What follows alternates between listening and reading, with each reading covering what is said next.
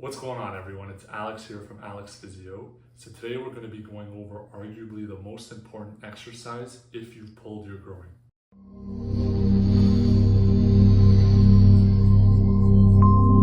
Welcome. For those of you who are new to my channel, my name is Alexander Kravich. I'm a physiotherapist in Vancouver, British Columbia, and today we're going to be going over arguably the most important exercise if you've pulled your groin.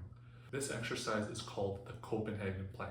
I'm going to show 5 variations in order of least difficult to most difficult so that it can be tailored to what level of rehab you're in and what level of recovery you're in if you have this injury.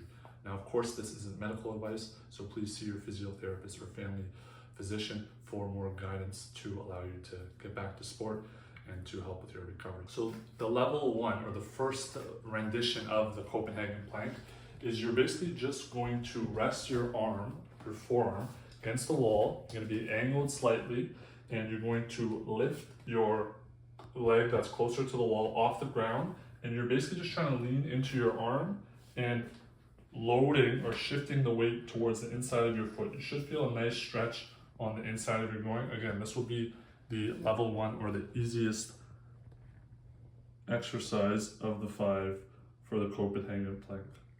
And again, the more angled your torso is, the more load there's going to be on your inner groin. So as I slide my forearm down, the more challenging it is. But for now, just to get a feel for the muscle activation in the groin, this is level 1. The second level we're going to do is now we're going to put our hand a little bit closer towards the ground, and we're going to lift our bottom leg off the ground. So in this case, I'm working my right groin, and I'm just trying to hold this position. So I'm squeezing my bum muscles, I'm trying to get a nice straight line from my foot, hip, and neck. And again, I'm just trying to hold this position. You're gonna feel those muscles tensing up around the adductor region or inner thigh region. And I'm just trying to hold. Make sure you keep your hips in extension and straight. You're not sticking your bum back.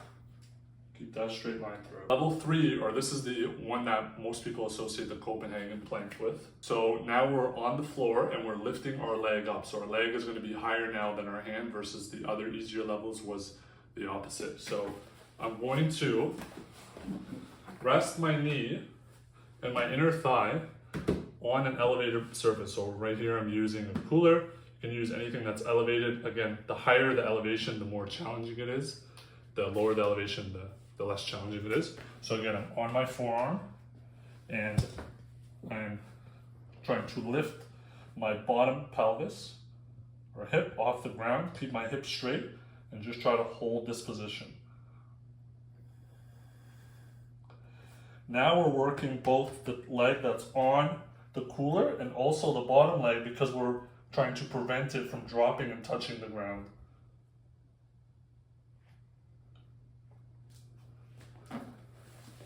Okay, that's level 3. Level 4, now I'm going to put the lower part of my shin and my foot on the platform. So again, more contact on the surface that you're resting your leg on is going to make the exercise easier relative to just having your foot on there, but obviously harder than when your knee is bent. So now my leg is going to be straight, so there's going to be more load going through that tendon or the tendons.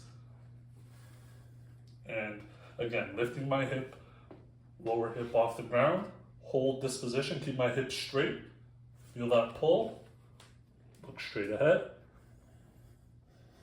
Much harder than it looks. And the most challenging is now we are just resting our foot or ankle, the inside of our ankle on the platform. So I'm going to come out a little bit further and just trying to hold this position. Look straight ahead, keep my hips straight, bum muscle squeeze, really feel that tension in that adductor region. The other thing to be mindful of groin pulls or adductor strains is that they are quite stubborn. They don't tend to get better with time. Knowing that myself personally, having gone through a groin strain before, it's not something that gets better with just rest. You have to work on loading the tendons, loading the muscles, and working on that return to sport, working on different exercises to help, because it's not going to get better on its own. Have you pulled your groin? How has your rehab been? What are some things that you have found that worked, and what have you found that hasn't worked? Have you tried this exercise before? Have you heard of this exercise before? Let me know down in the comments below what your story's been. If you found value in this video, please consider checking out some of my other videos. I have over 450 videos on various physio, exercise, and medical related topics. And if you still find value, please consider subscribing to my channel. It really allows my channel to grow and allows me to reach a wider audience. Until then, we'll see you in the next video. Thanks for watching.